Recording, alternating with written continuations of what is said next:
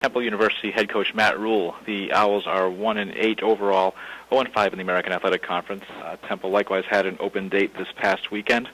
Temple back in action this Saturday against UCF at Lincoln Financial Field. That game will be a noon Eastern Time start as the American Athletic Conference Game of the Week on ESPN Regional. Coach, thanks for joining us on the call this week. If you could take a minute to talk about how your preparations went during the open week and tell us what you expect to see Saturday back at home in Philadelphia against UCF, please.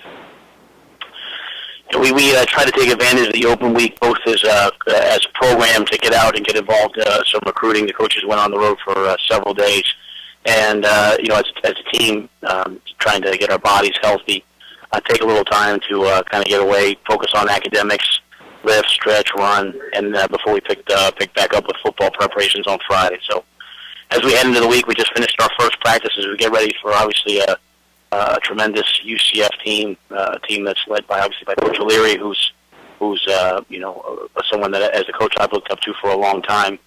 They've got a tremendous offense, both can throw the ball and run the football.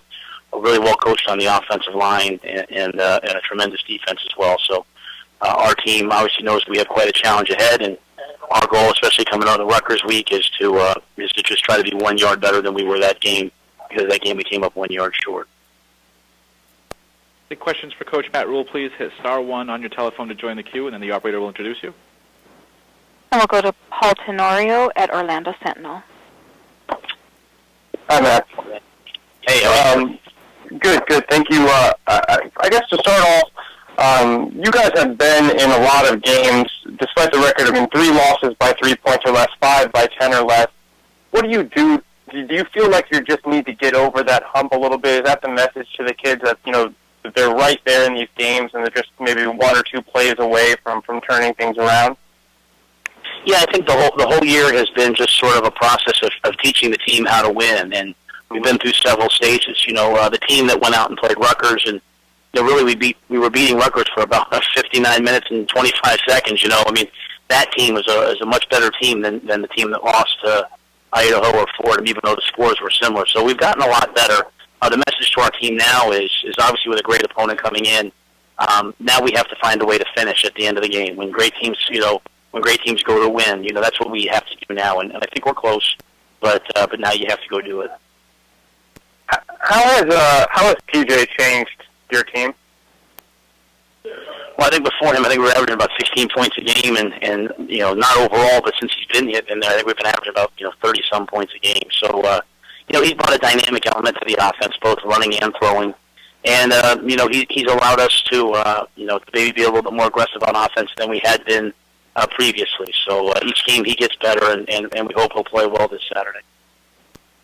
You talked about UCF's success so far. Obviously, an offense that can do things both ways, running the ball with power, Storm Johnson throwing the ball with Blake Bortles. When you look at them on film, what sticks out to you most, and what's the biggest challenge for your team in stopping that offense? Well, I think the fact that they're a complete team, and I think that's what you think of when you think of George O'Leary. You know that he's gonna have a tough, hard-nosed physical football team. And their skilled players, play hard, and that's the mark of a well-coached team. That know their athletes on the outside, their running backs. Everyone plays extremely hard. So as opposed to some teams that you can, find one element and attack it, this team you have to be sound all across the board because anybody can beat you. Thank you. Yes, sir. And we'll go next to Joey Johnston at Tampa Tribune. Yeah, you've seen a number of really good quarterbacks in this league. I wondered how you evaluate Blake Bortles, and obviously he's a guy that's all conference level quarterback. Has he kind of reached the point in his accomplishments where he should be getting some national recognition as well? Well, absolutely. I think he's a pro. It's obvious to see that he's a pro quarterback. He makes a lot of checks at the line. They have Coach Taff has a complex offense that he runs really well. He gets them in the right play. He can make all the throws. The biggest thing I'll say is he's not afraid to stand in there and take a hit, and he's very athletic. They run some zone read with him. He gets outside of the pocket, so he has all the tangible and intangible things that you're looking for in a great quarterback. And I think he deserves both national recognition, and I'm sure he'll get as his time comes next year, he'll get NFL recognition as well. He's a pro quarterback. Thank you. And we'll go next to John DiCarlo at alscoop.com. Hey, Matt, how you doing? Hey, what's up, John? Not much. I'm just wondering how you guys are doing health-wise coming out of the bye, and if there were any depth chart or lineup changes heading into Saturday. Yeah, just trying to think here. Nate Smith had surgery on Friday, and I guess last Monday, and he was out there practicing today. So he had surgery on his hand, and he was out there today, which is really a good sign for us.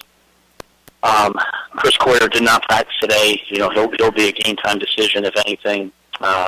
Nate Hairston hasn't played the last 2 games. He tried to go a little bit today. He didn't look like he was going to be able to go. Ron Dvorak hasn't played in a couple games. He practiced today, so maybe we'll have him. So, Chris obviously being the biggest one that looks like he might be out. What's Chris Coyer's injury? It's an ankle. He caught a ball early in the Rutgers game. I can't remember if it was right before, right after halftime, and so it's just a pretty bad sprain that he's fighting through. So it'll be a game time decision. Yeah, I might know more later in the week. Right now, it looks like he probably wouldn't go, but I think he's saying he can, and so knowing Chris, there's a good chance that he'll probably be able to go. How did last week go in terms of? So it sounds like you guys didn't. You guys took most of the week. I'd say it sounds like Monday through Thursday to hit the road with recruiting, and then you got back into practice Friday. Yeah, so we hit the road, and then I was out on the road on Saturday as well. So we tried. The NCAA changed the rule last year where you can send all your coaches out.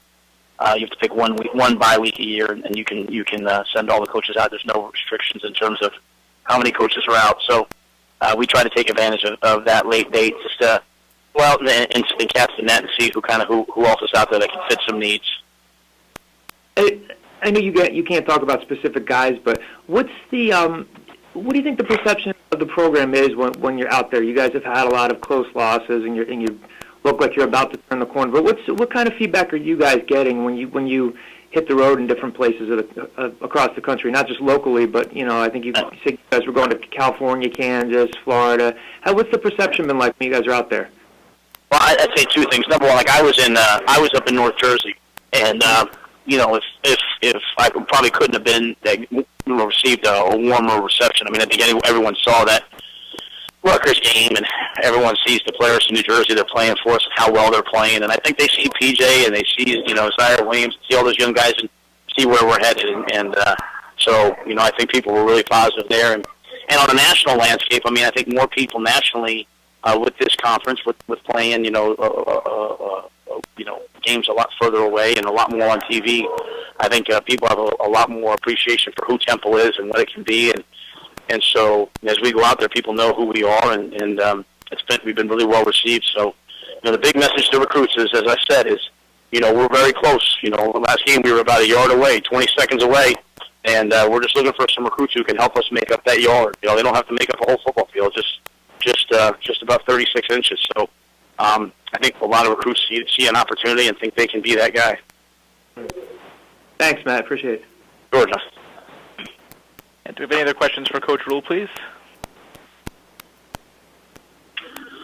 Coach, thanks for your time this week. Look forward to talking to you again next Monday. All right, and that is Coach Matt Rhule from Temple. The Owls against UCF at Lincoln Financial Field, noon Eastern Time in the American Game of the Week on ESPN Regional.